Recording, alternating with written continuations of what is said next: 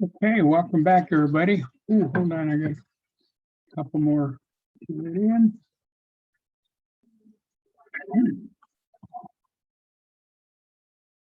Okay, semester's going pretty quick. All right, so any questions before we continue? The plan is today I'm going to finish chapter 10 and then definitely finish chapter 11 because it's about 10, 11 slides, so it'll be very short. So any questions? All right, with that, let me continue with where we left off. My notes tell me we were done with slide, or right at slide 21. What we have been doing is looking at the different types of reactions. We had just finished this one here. This was a single replacement reaction. And the main points about single replacement reactions is this. And rehash it real quick, is that one, we generally have a metal in elemental form, like in this case, we had sodium. And then we have another metal, however, this one is ionic form, so it's a compound, okay? It's an ionic compound. Now, if we had a stepwise procedure here to look at, we use the activity series, which you find on the periodic table, which lists the relative activity of metals relative to each other. Now, the main point about this activity series that it is a relative activity series. It is relative to hydrogen gas, okay? Which that obviously is the elemental form of hydrogen, but also keep in mind, it could be either in proton or in water for the quote ionic form. Okay, so the thing is, the most reactive metal wants to react. It will react if it's not in its most stable format, which is ionic form. And so in this case here, we looked up the activity of zinc versus sodium. Don't care what form they're in, we're just comparing metals. And it's zinc versus sodium. We find out that sodium is much more reactive than zinc. You ask the question now, is the most reactive metal in ionic form? Well, in this case, no, it is not in ionic form. Sodium is the most reactive metal, therefore reaction will proceed as written. So then that tells us that the zinc ionic form now will become zinc elemental form. We are replacing zinc with sodium. And then we're going to make the ionic form of sodium. But before we put them together in the formula, remember always to first write them as ions. We know that sodium has a +1 and the nitrates each have a -1. So that when we put them together in the correct ratio. Fortunately, sodium nitrate is a 1-to-1 situation, so we put it together as sodium nitrate and we're done. Then finally, we, based on simply on a couple of things, let me clear it up a little bit.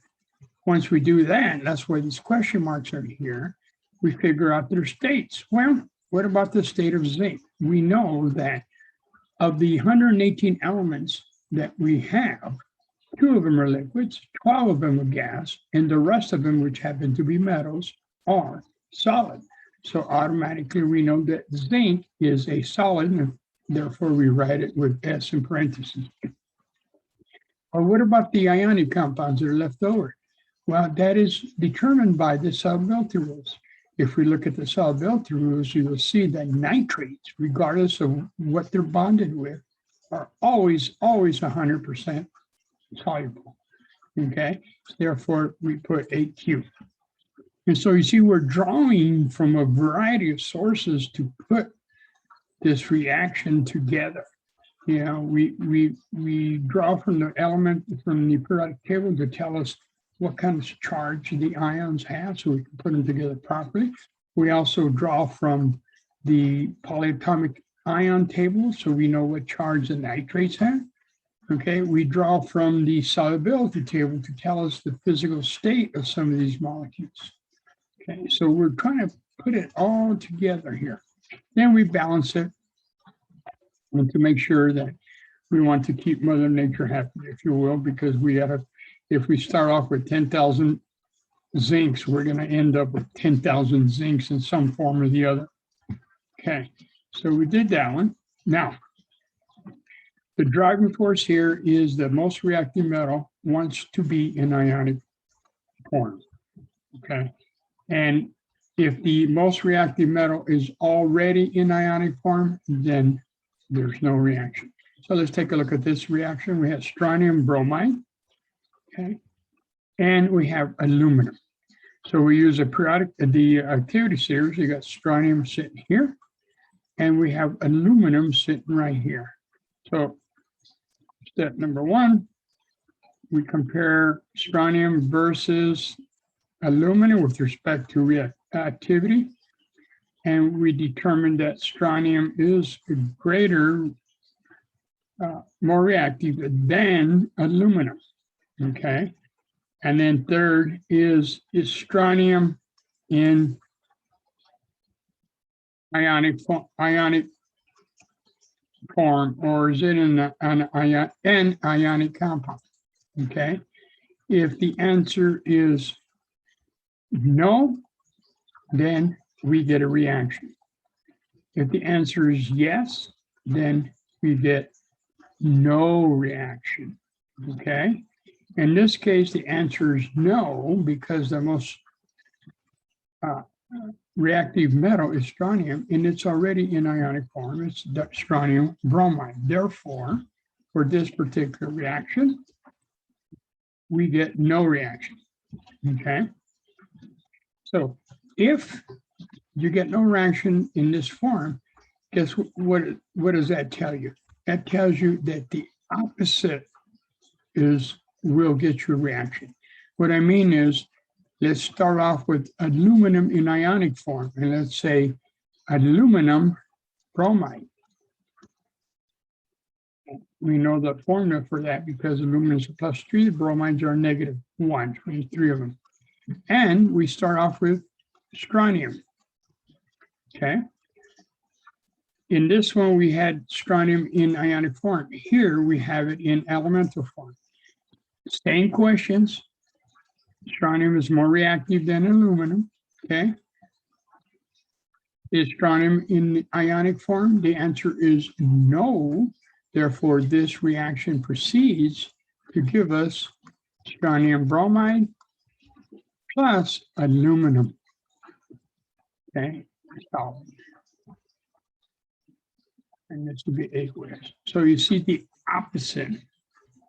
We started with the elemental strontium, we get a reaction, a positive reaction. Again, because the most stable, I don't want to say position, the most stable form of strontium is when it's in ionic form, be it right here or right there. Okay. All right. Now, a couple of things to remember with respect to the next question. Let me make sure this one. Okay, you see aluminum plus HCl. A little bit perplexing, really. You might look at it and say, no, let's go back to the activity series, okay? All right, so we got aluminum and hydrogen. Keep in mind,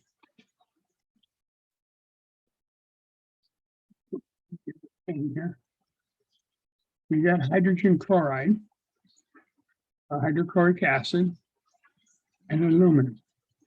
Remember that the activity series is based on, it's a relative reaction relative to hydrogen gas, which is right there. And they put it in parentheses because they could be either H2 for the elemental form, or it could be in the form of protons and or water. Okay.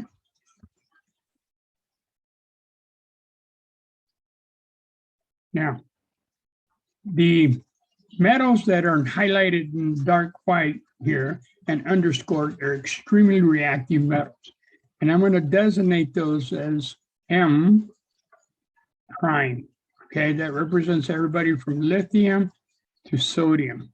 Now, when these M prime metals simply go in water, they're extremely reactive.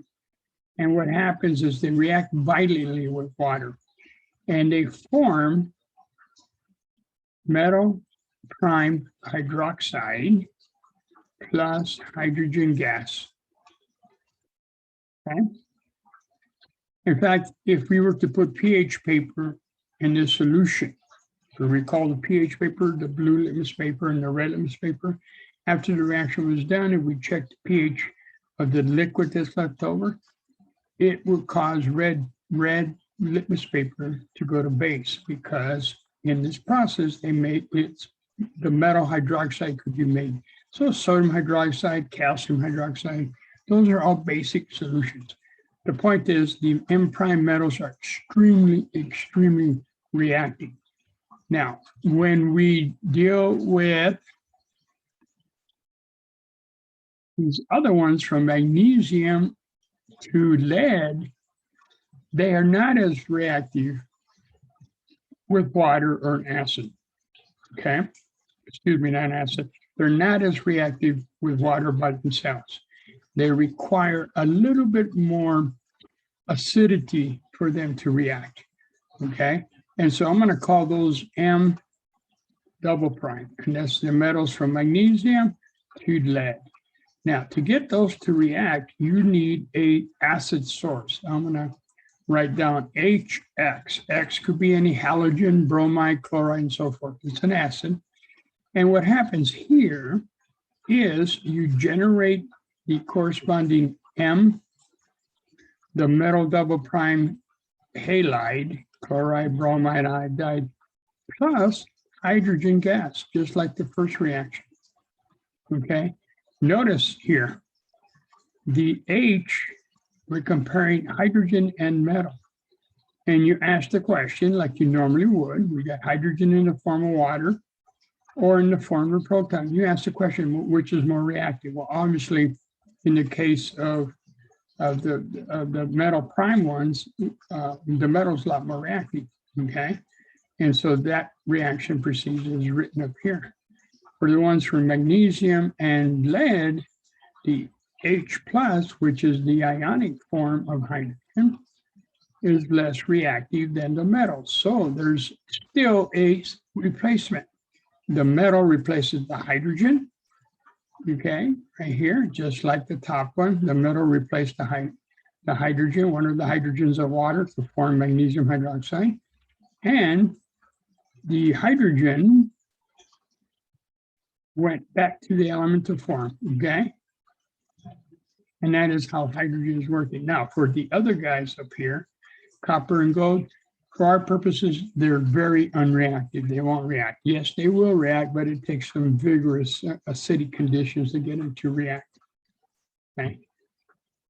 All right, so that brings us to this one. So we're comparing aluminum versus hydrogen. And just with what we went through, you can see that here's aluminum and there's hydrogen. And therefore, aluminum is more reactive than the hydrogen that happens to be in the H plus format, the salt, okay?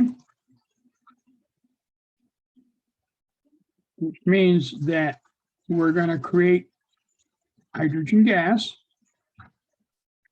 because this hydrogen is going to replace, and it goes back to the element to form of hydrogen, which is H2 diatomic, remember that.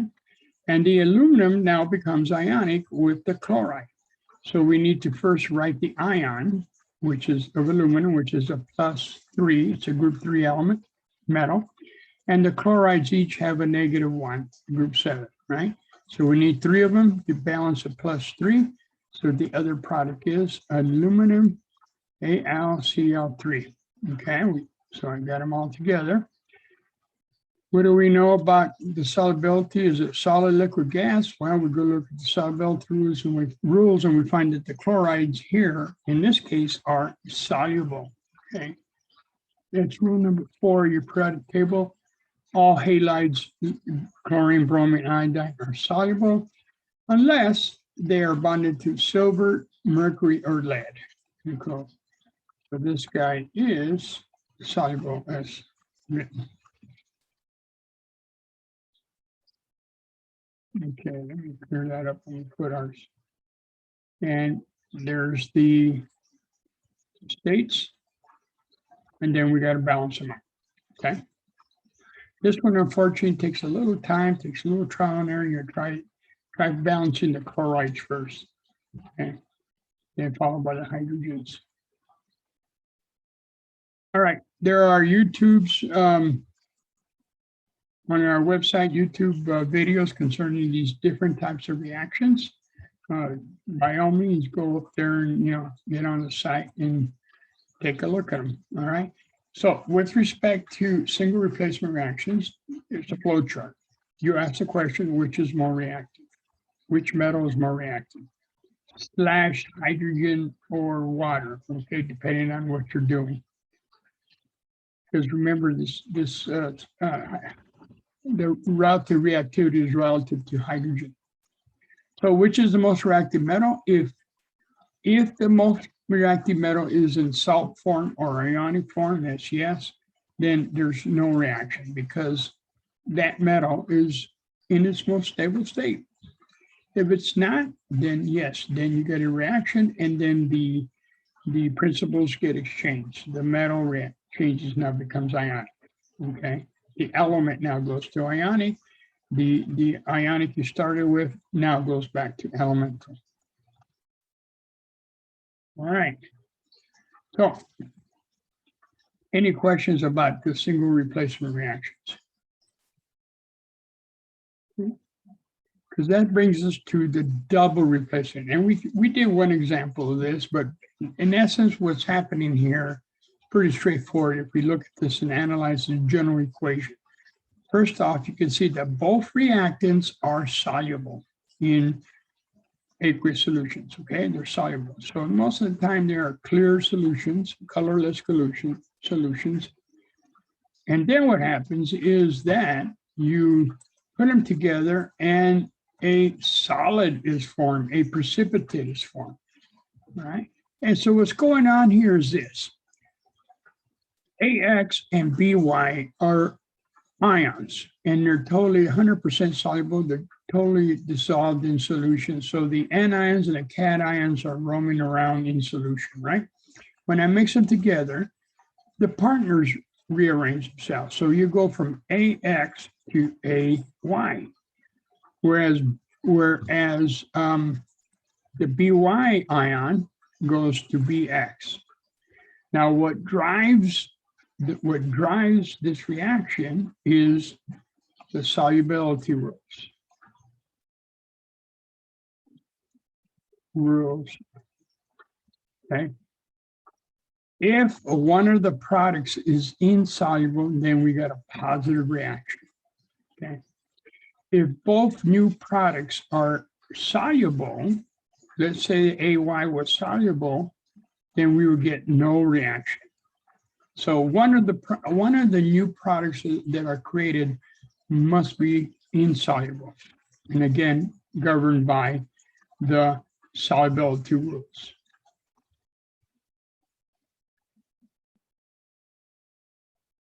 Solid creates a precipitation, which is basically just a solid that falls to the bottom of your test tube.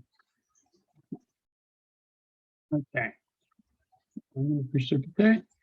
And that just rehashes what I just told you. Solid forms, reaction proceeds. We don't care about what's happening with reactants. We only care about the products, okay? If both of them are soluble, then there's no reactions. We need to refresh our memory on the solubility rules. We have here on the left side, soluble compounds, okay?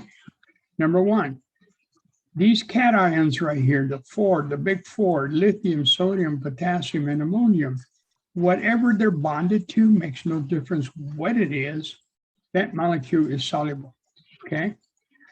Same is true for any acetate, any nitrate ion that is bonded to any metal that's out there. Copper acetate, lead acetate, nitrate, etc. 100% soluble, okay? The halides, specifically chloride, bromide, and iodide, are normally soluble regardless of what cation they're bonded to, unless those cations happen to be silver, mercury, and lead. Those three halides are insoluble, okay?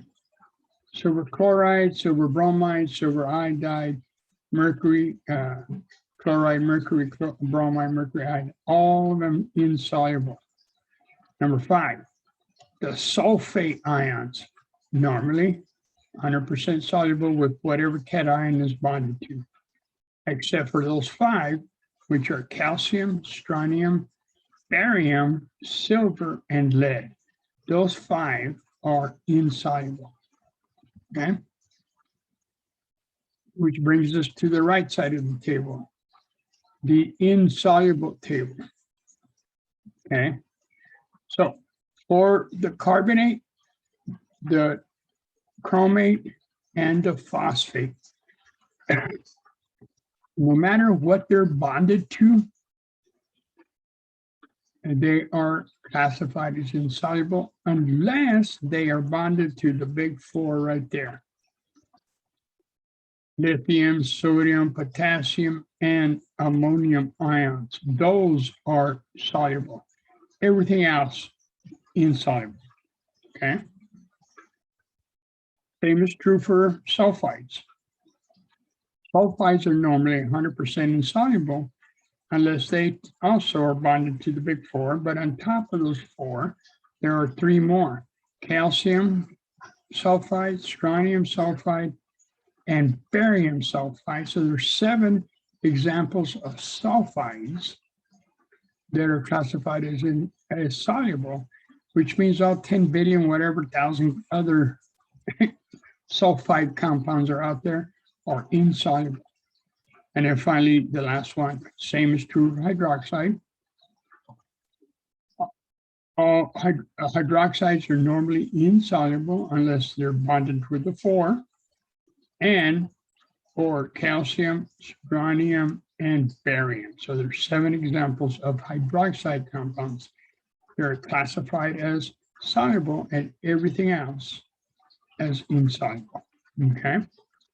So using the rules here, the solubility rules, we can determine whether a double replacement reaction proceeds, okay? Now, how do we go about this? Well, let's take a look at this first reaction.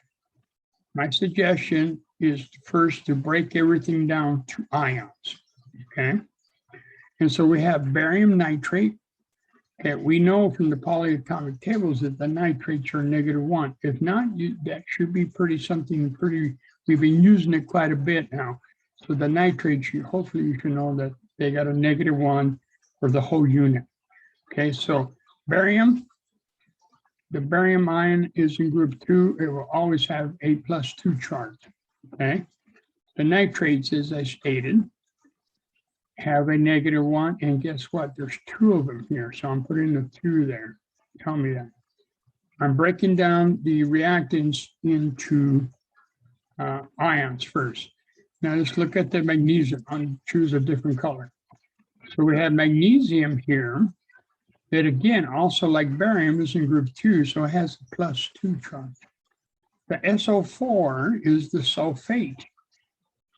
Based on the polyatomic ion table, it has a -2. But if you didn't know that, you do know that magnesium has a +2. And there's only one sulfate, so sulfate has to be a -2. You see how I work that?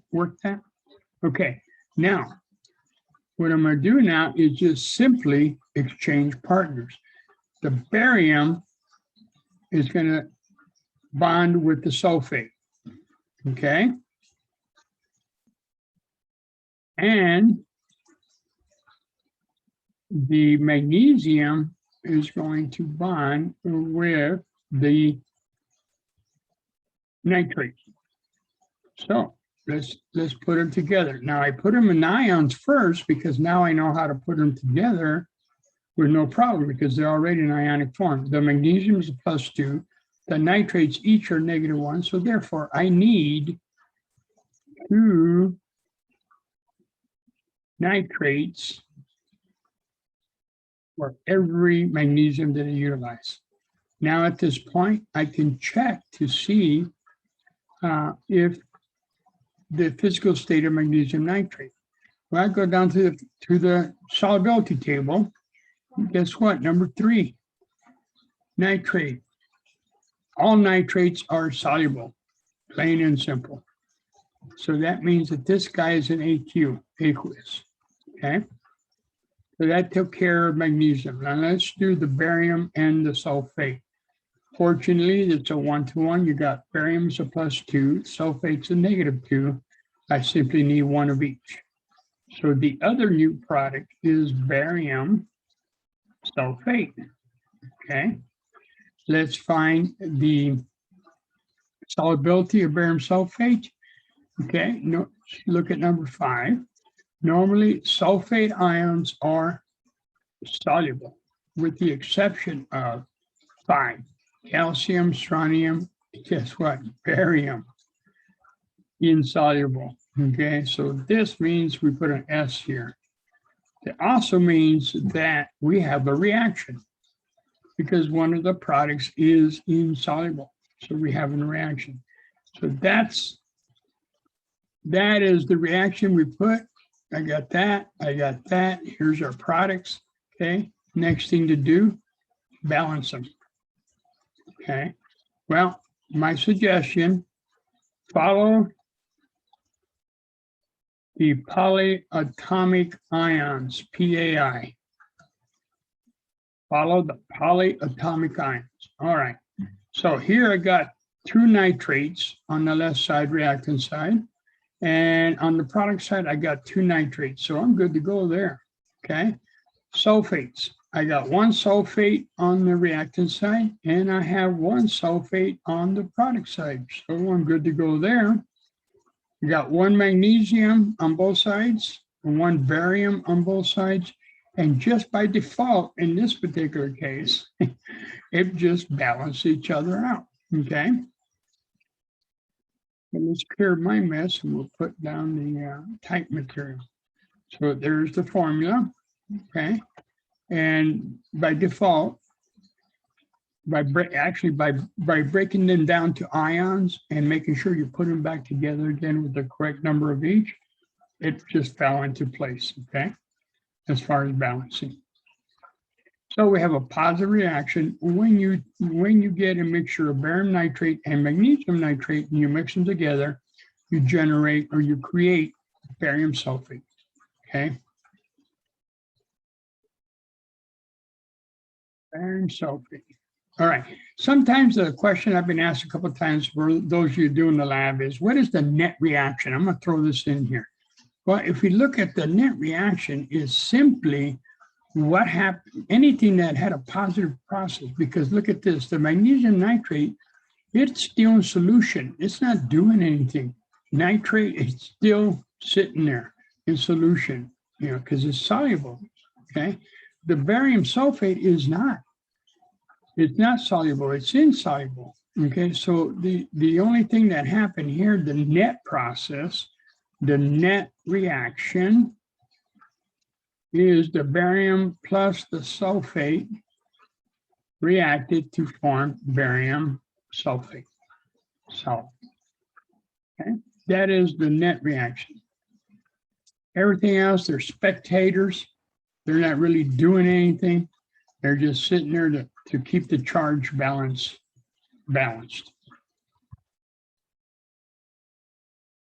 Okay.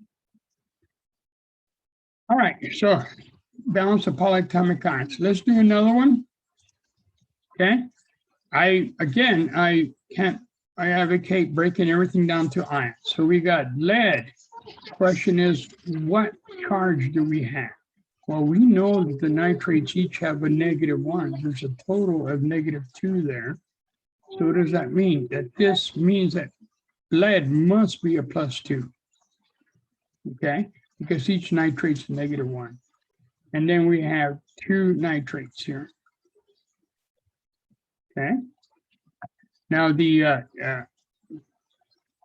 potassium iodide, okay, potassium is a group 1 element that has a +1 charge. And the iodide is a -1, it's a group 7, -1. So now I got everything in ionic form. I'm going to take the lead and I'm going to combine it with the iodide. Okay, I can see I got a +2 lead. So I need 2 iodides for every +2 lead. So my formula is PbI2. Okay. Now let's look at the physical state. Okay, we got iodine sitting here. It's one of the halogens. Normally it is soluble. However, it is bonded with lead. So it is insoluble. And so we got a solid right here. And then we just have the potassium and the nitrate. It's a 1-to-1. We can simply put those together. And we know nitrates, remember, all nitrates are soluble. So we can put AQ there. All right, let's balance it. Well, we had 2 nitrates to begin with. So if we put a 2 in front of potassium nitrate, guess what? We balance the nitrates. But that kicks up my potassium. So that means I got to go to the left. So to the left, I hook up and I put 2 potassiums there, okay? Which gives me 2 iodides, which is balanced there, and balanced here. I got 2 potassiums, I got 1 lead, I'm balanced. Okay, so let's clear my stuff. And I forgot to tell you that the potassium nitrate, or I did say that, the potassium nitrates are aqueous because all nitrates are soluble based on a solubility rules. Okay. All right, another one, barium chloride and silver nitrate. Good indication we're going to get a reaction. Why? Because I got silver and I got a halogen. Look at this. Silver, you see, you start to picking up trends, you know, as you proceed. Silver halides, in this case, chlorides, are insoluble. Then I know that nitrates all the time are going to be soluble, right? So no matter what the cation is, it's going to be soluble, right? So I put everything in ions so I can keep track and put them together properly. Here's my barium chloride. I know silver is always a +1, and the nitrates are always a -1. My barium, okay. My barium and my nitrates are going to be put together. And so I end up with barium. I got 1 barium, but I need 2 nitrates. Okay. Plus, then I hook up my silver and my chloride. They're a 1-to-1 situation, so simply it's silver chloride. I just stated here that silver chloride is insoluble and my barium nitrate is soluble. Silver chloride insoluble, barium nitrate soluble. So I get a positive reaction. Okay, let's clear this up a little bit. And there you go. All right, so up to this point, all these reactions are very similar. They're grouped under a particular name, and we call it redox reactions. And the reason we call it pertains to single, all of them, combination, decomposition reactions, and so forth. Redox is a shorthand for the term for reduction and oxidation. Okay. You can see how you got the RED from reduction and the OX from oxidation, hence giving you a redox. Well, what does that mean? Reduction is when an element's charge goes down. Basically telling you that there is a gain of electrons. So any species that gains electrons undergoes what is called reduction.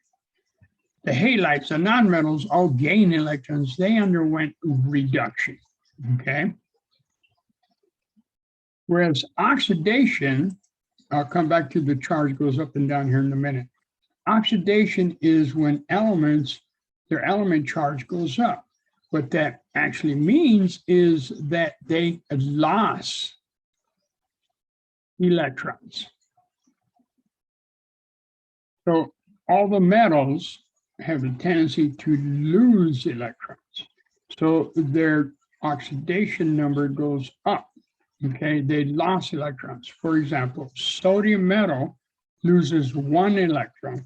So sodium, which has a 0 charge, now is a +1 charge. So then the oxidation number go up. It went from 0 to 1. It's like a scale here. We got 0, and then we got the positive numbers, +1, +2, +3. Then we have the negative scale, -1, -2, -3. And so sodium, it sits at 0 and lost electrons, and so its number went up to a +1, okay? Sulfur went from sulfur 0 to sulfide. It gained electrons.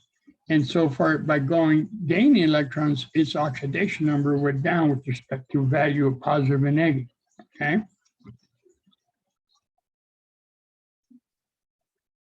Well, the other aspect about redox reactions is you can't have one without the other. They occur spontaneously.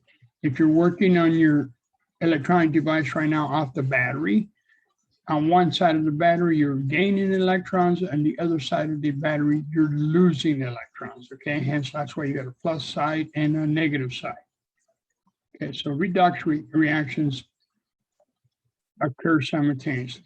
Okay, we went over this before, but to refresh your memory, group 1A +1, group 2A +2, +3 for 3A, +4, group 4, they're on the cusp. They can either gain 4 electrons or lose 4 electrons. So their oxidation number can go from a -4 to a +4, that whole range. Once we pass that, we get into the nonmetals. And as you know, nonmetals gain electrons. So group 5 will have a -3, group 2, 7, 6, -2, group 7 have a -1. Another bit of information that you can get from this is the follows. You know that nitrogen is in group 5, okay? The most bonds that nitrogen, I'm just going to use nitrogen and hydrogen, the most bonds that nitrogen can make is 3 and still be neutral in charge, okay? So knowing the people in group 5, the most bonds that they can make is 3. The elements in group 6, they're going to gain 2 electrons, but an additional bit of information that helps you is that those elements in group 6 will only make a maximum of 2 bonds, like water, H2O, and still remain neutral in charge. The reason I say that, because we're familiar with the ammonium ion that we did the Lewis dot structures for. You remember that? Okay. And yes, nitrogen can have more than 3 bonds, but in having more than 3 bonds, it has a charge now. When it's neutral, it can have a maximum of 3 bonds. And then group 7, maximum of bonds it can have would be 1. So an example would be hydrochloric acid. Notice that hydrochloric has 3 lone pair of electrons, but only 1 can make a bond. So that helps you too when you're writing formulas as far as how many bonds they can have. With respect to the nonmetals, All right, we know about group 7, no ions. And then we have the group 1, group 2 with a positive 1, positive 2 for group 2. And then we had 4 additional elements to give us a total of 16. Those sweet 16, those are the metals that have a constant exact charge. So in losing electrons, which is called oxidation, the charge or oxidation number goes up. So an example here is copper, element of copper with a 0 charge, okay? Has an equal number of electrons and protons. So we have net 0. But it can undergo a process where it loses 2 electrons, and that is called oxidation, resulting in copper 2 ion. Okay, and so, let me back it up, 1 too far. So in this case, solid copper is oxidized. And the species that is oxidized is called the reducing agent, because it is an agent, if you will, of electrons. It offers the electrons for some other moiety to pick them up. So hence it's called, because when somebody else picks up those electrons, they undergo reduction. That's what the next step does. And so gaining electrons, the charge goes down. An example here would be sulfur that starts out with a 0 and now has a -2 charge by gaining 2 electrons, okay? So solid sulfur here is reduced, and being that it got reduced, now it's called the oxidizing agent, okay? So whatever's reduced is the oxidizing agent, whatever's oxidized is the reducing agent.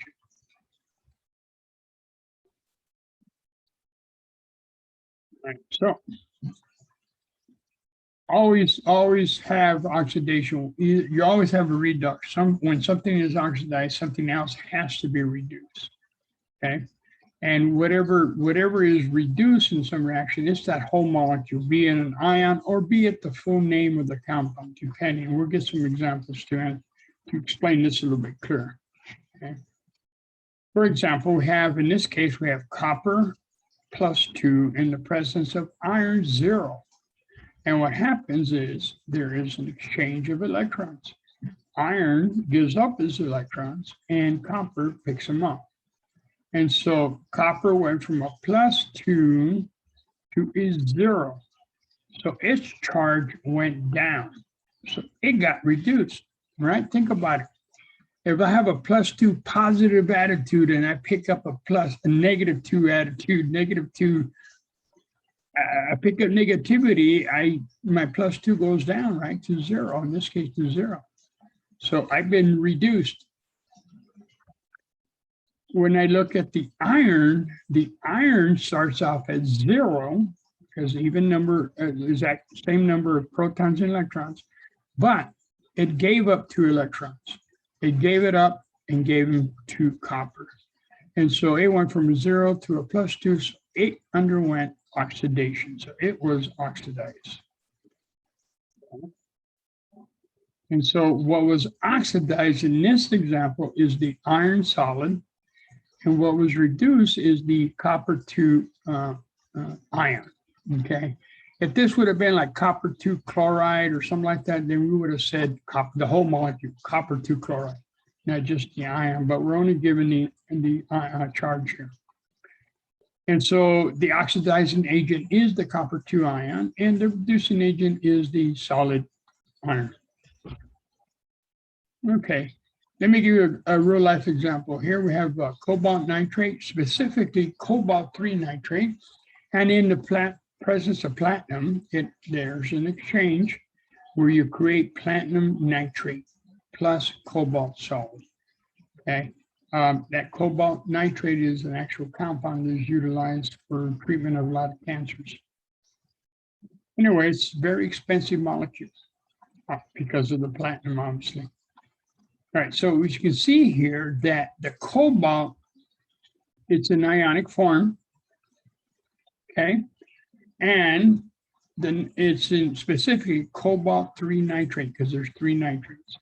And so it went from a +3 state to a 0 state. And that is called reduction. And it went from a +3 to 0. And then platinum went from a 0 state to a +3 state. Okay, so it lost electrons. So that's called oxidation. And so platinum solid was oxidized. Cobalt-3, see, notice the whole compound. Cobalt-3 nitrate was reduced, which makes it the oxidizing agent, and platinum is the reducing agent. All right, cobalt-3 nitrate. All right, YouTube's a lot of videos there, predicting products and redox reactions on the website. Be sure to watch them, okay? So to summarize all this chapter, try to put it together, is one, you should know about how to use the solubility rules and how to predict whether something is soluble or insoluble. Also, how to use the activity series to determine whether a single replacement reaction will proceed as written. Solubility rules not only tells you what is soluble or insoluble, they also aid you in predicting whether a double replacement reaction proceeds. Okay, recognize and balance combustion reactions, or excuse me, combination reactions and decomposition reactions. Okay, generally combination reactions, two elements coming together to form a compound. Decomposition reactions, a compound breaking apart to go back to the elements.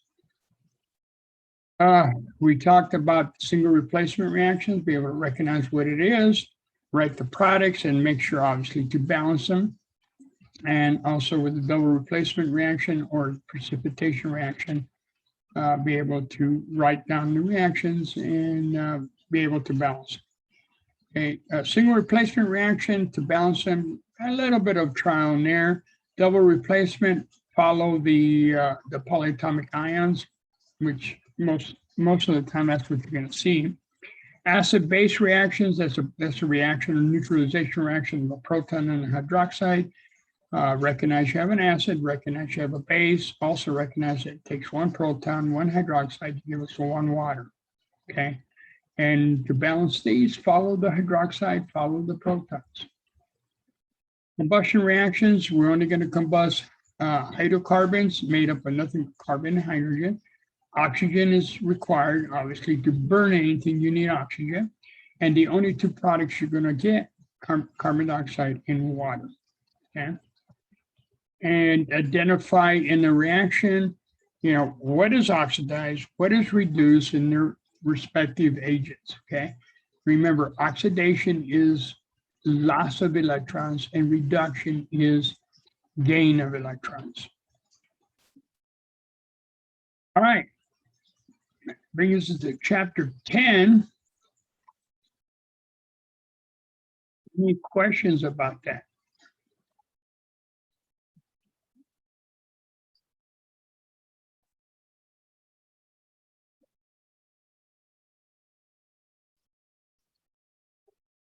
All right, then, well, let me continue.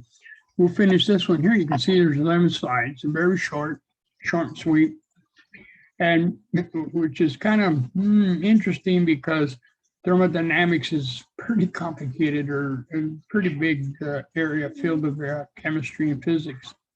And we're giving you like the tip of the iceberg, okay? Anyway, what is thermodynamics? If you look at that word, you just break it down. Dynamics is how things work, how things are moving around, okay? And thermal obviously deals with heat, and related with heat is energy. So you can see how energy and movement and how things work. Basically, it's a measure of the energies involved in chemical reactions. Okay. Now, we have a collision theory, and there is a collision theory with respect to reactions, that molecules must hit or collide in order for them to react to make products. Not only that, they must come together with a specific orientation. We tend to think that, okay, I get a beaker of this, a beaker of that, A and B, I put them together and voila, magic happens and you got your products. I wish it was that easy. Sometimes it is, but not always. And so what you got to do is specifically an organic chemist who's synthesizing, you got to figure out, okay, what can I do? So we have a theory. And that is that two reactants come together. Notice in this example here, oh, I lost my, give me 1 second, my mouse.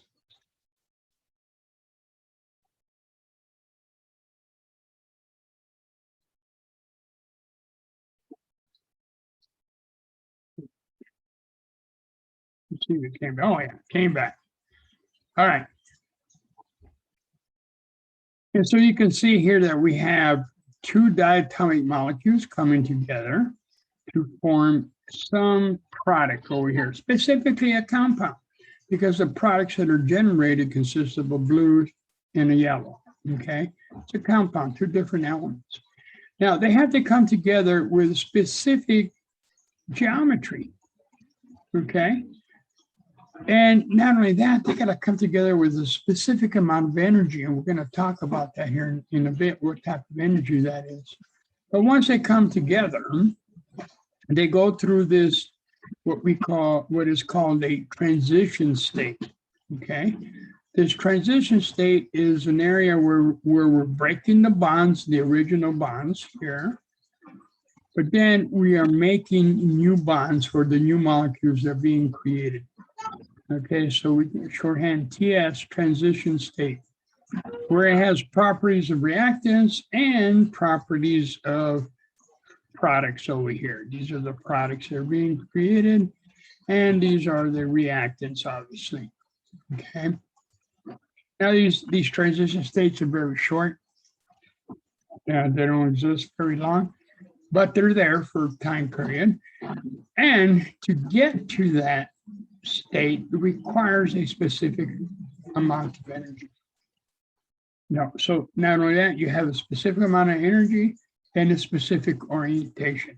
I equate this, the best analogy I can tell you how this works is shooting pool. All right, I don't know if you ever shot pool or your billiards or I shoot pool. I don't know.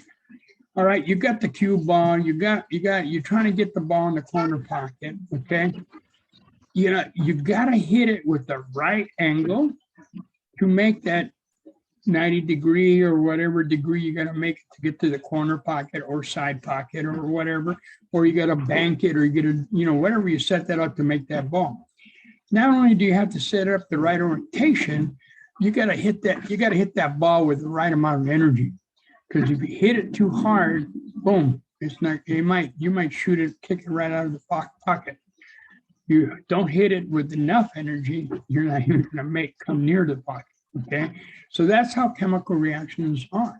There's a specific amount of energy, specific amount of orientation to get this thing to work properly, to get you the product that you're looking for, okay?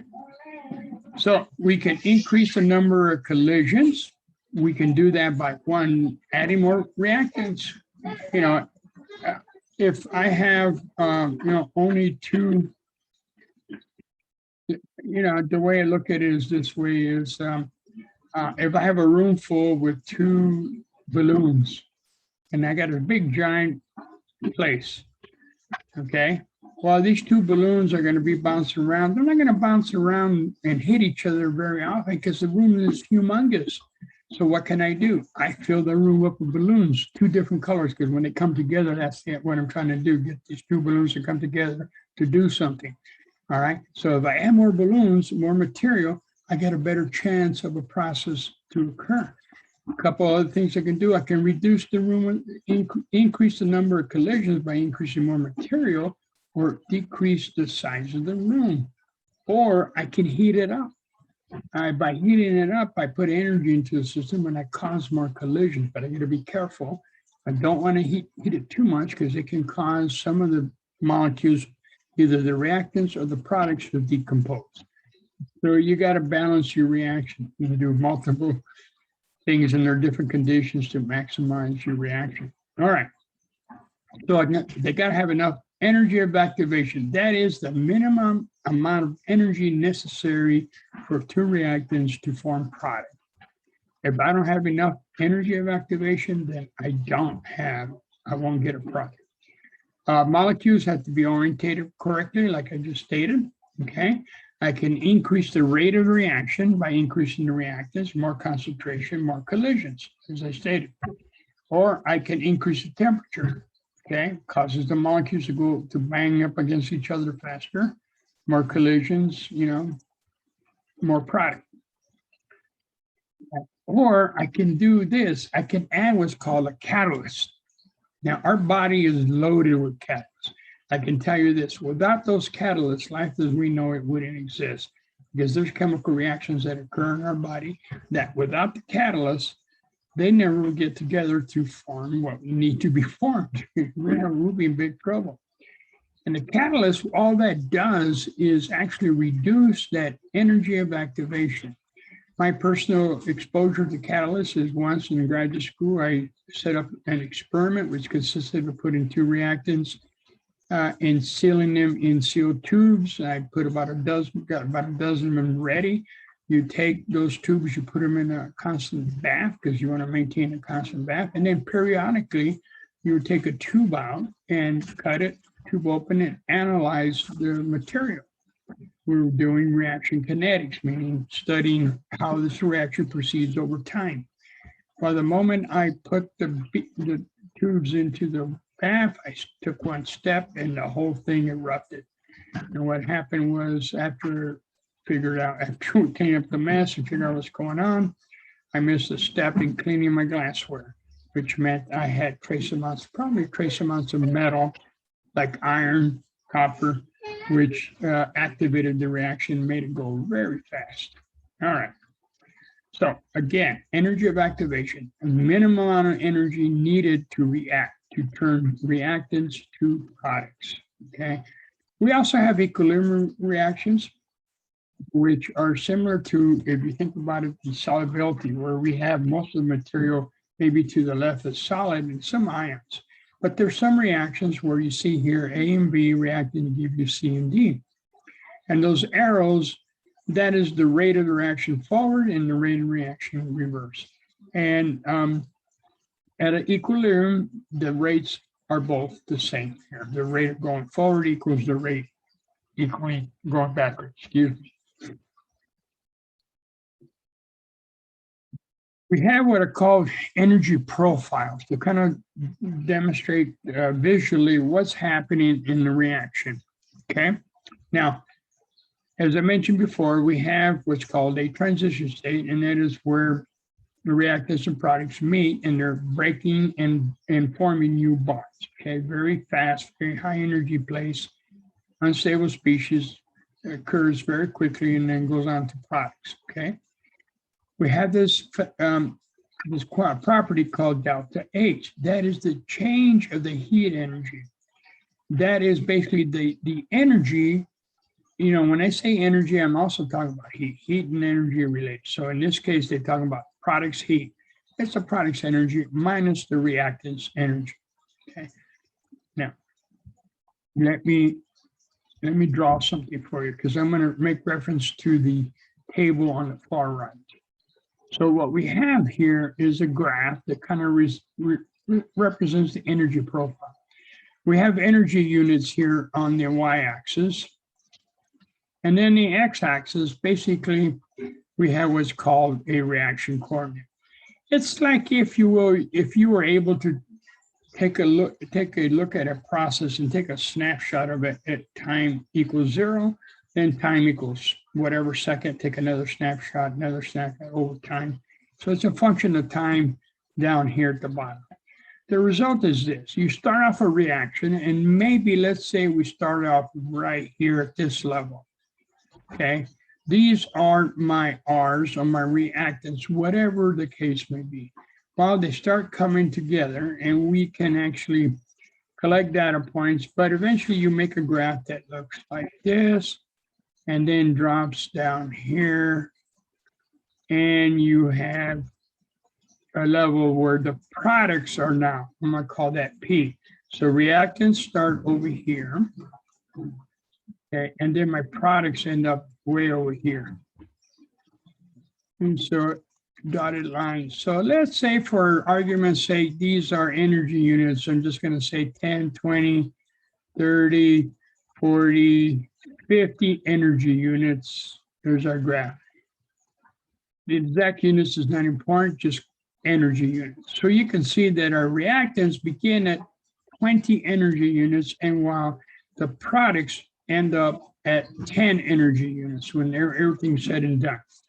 Now, if I extrapolate where the reactants started and go across underneath the top of the hill there, if I draw a line from the top of the hill to where the reactants began, I have an energy level on top of the hill, which could be 50 units up here.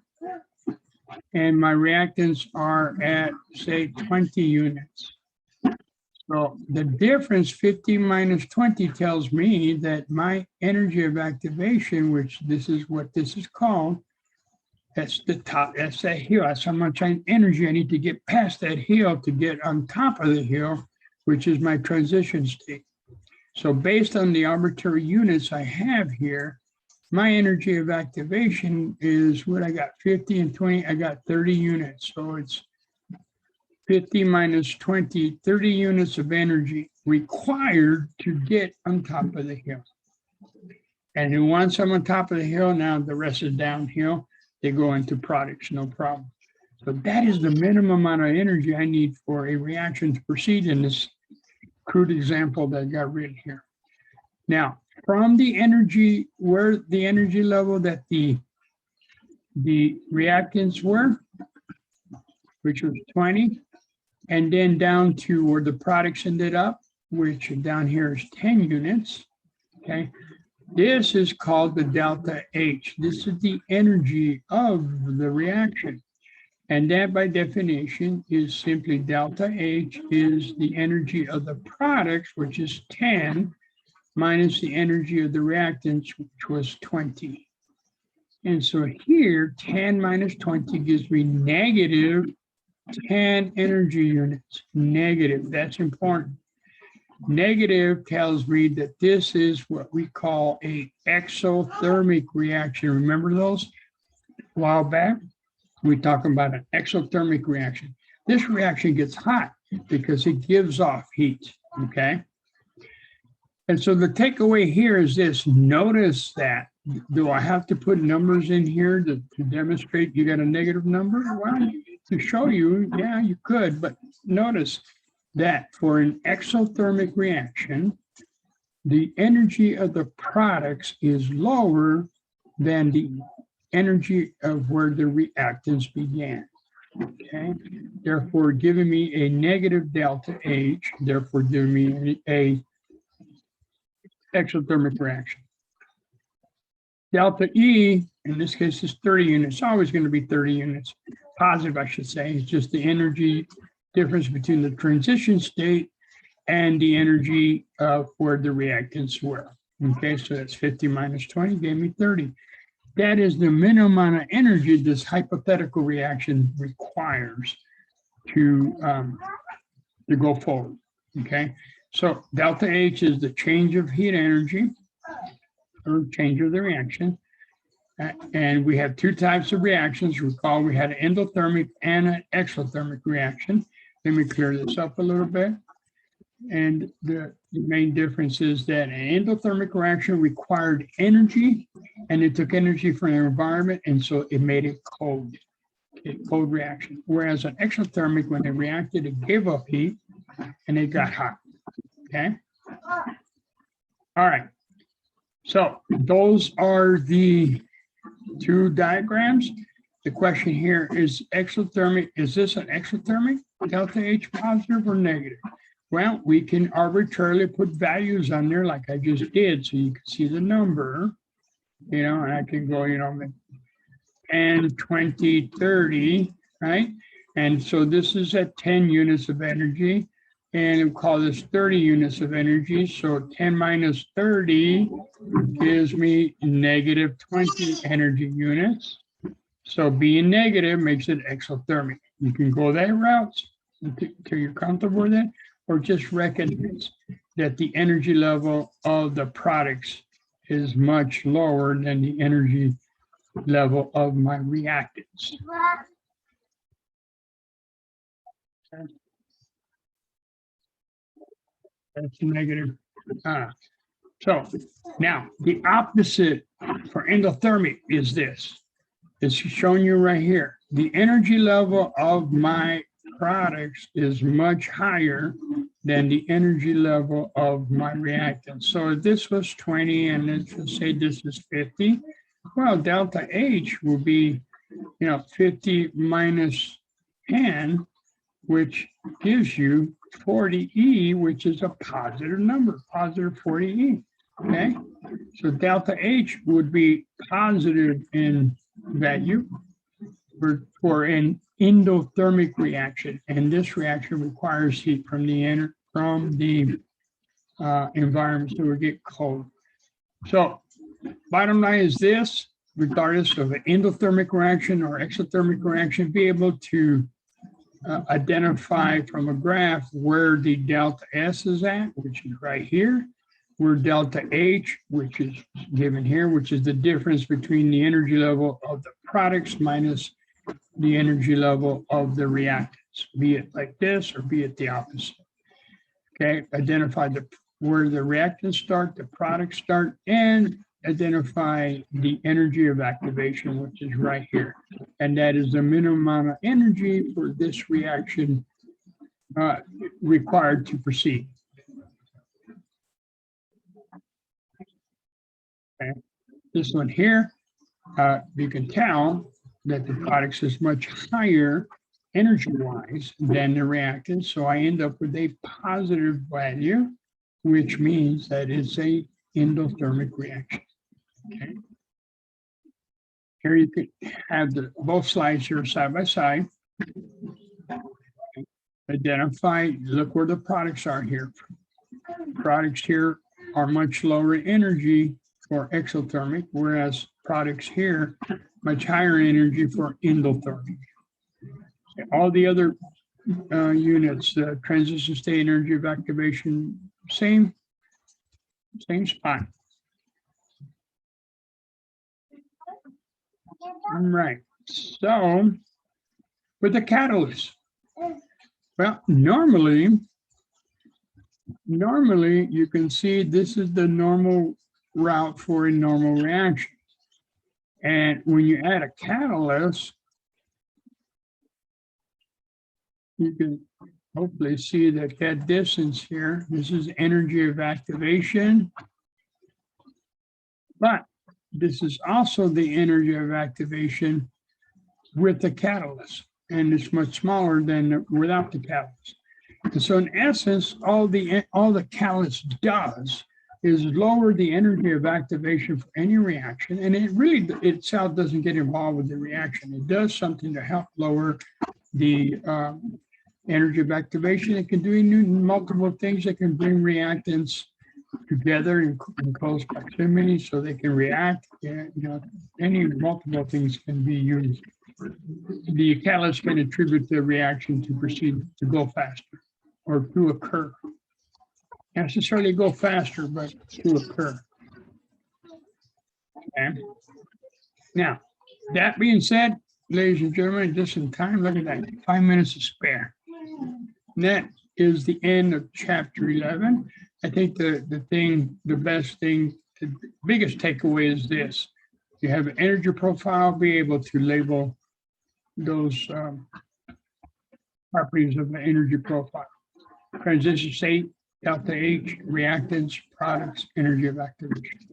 Be able to determine whether the delta H is negative or positive, depending on which one they give you. Graph-wise, that is, or energy profile. Okay, We're moving along here.